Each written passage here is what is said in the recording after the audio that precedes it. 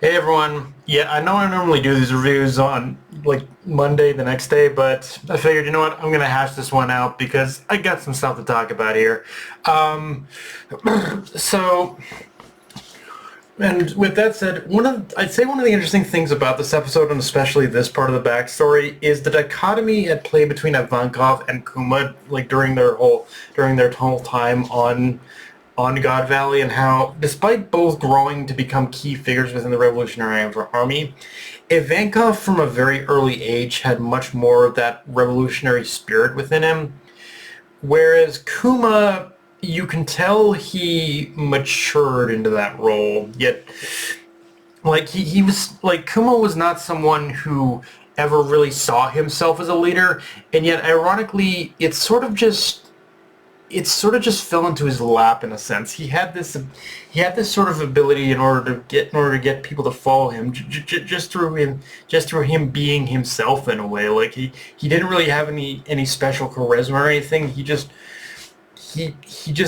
knew how to sympathize. He knew how to be he knew how to simply be himself around people. He never tried to be anyone else. And also, yet simultaneously, the fact that the fact that he was the first one to speak up and say, "I'll be the decoy lead everyone to help lead everyone away." It's a small touch that does speak to the quality of self-sacrifice we would come to understand about his actions much later in life, and his unwavering kindness to put the lives of others before his own. Like, in some ways, it's one of Kuma's best qualities, but it's also the thing that, as we know, would lead him down that kind of dark path as we know today, and the decisions he would make, and the decisions and sacrifices he would make.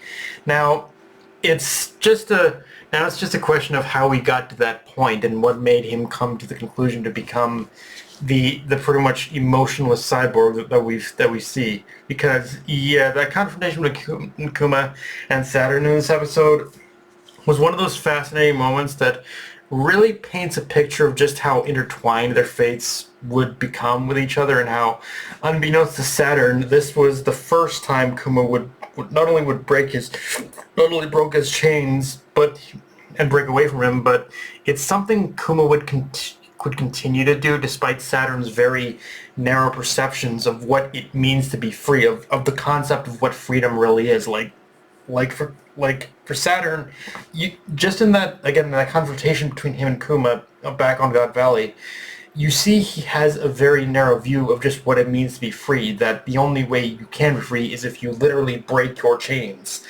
That but if you can just slap them back on and you become a slave again or some shit like that. But with him, he just has no concept of what it truly means to be free.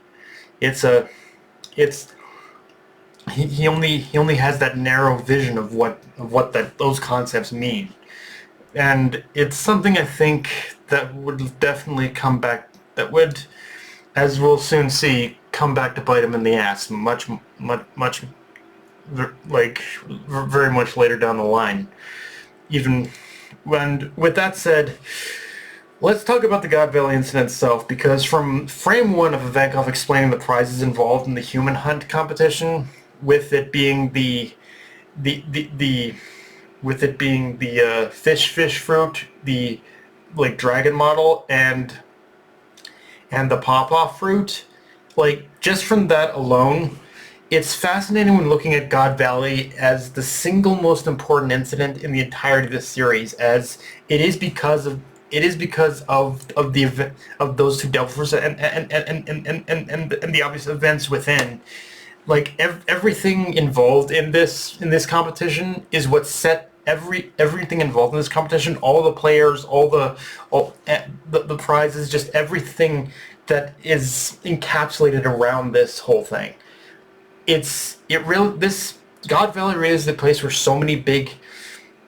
It is the place that basically formed the structure of what the structure and just the foundation of what the One Piece world as we know it today and how it exists. and how it exists. Like, this is the place where so many big name pirates get their claim to fame and become the powerhouses that they are today, or would be known as. But even more than that, with faces like Captain John and those unnamed faces who I do remember appearing as zombies in Thriller Bark, that were, yeah, it's even harder to ignore now, to ignore the very real possibility that Thriller Bark wasn't at least somewhat made from a piece of the island of God Valley. And but again, even beyond all of that, even with Roger appearing the way he did, so much younger, with the straw hat in hand, you can tell this is where Roger kind of gained the first notch in his belt, so to speak, that would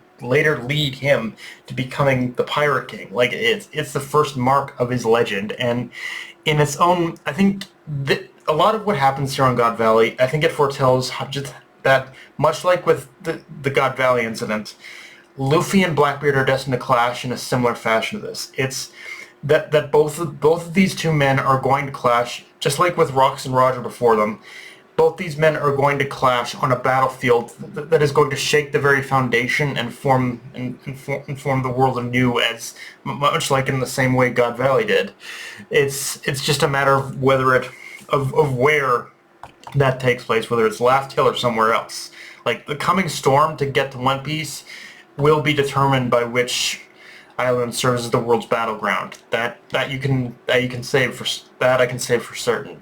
And yeah, outside of all that though, we also get a nice few moments between Kuma and Ginny after parting ways with the Vanguard, which serve to illustrate that they might be free, but there's still a healing process. They lost so much and so many people to earn that freedom.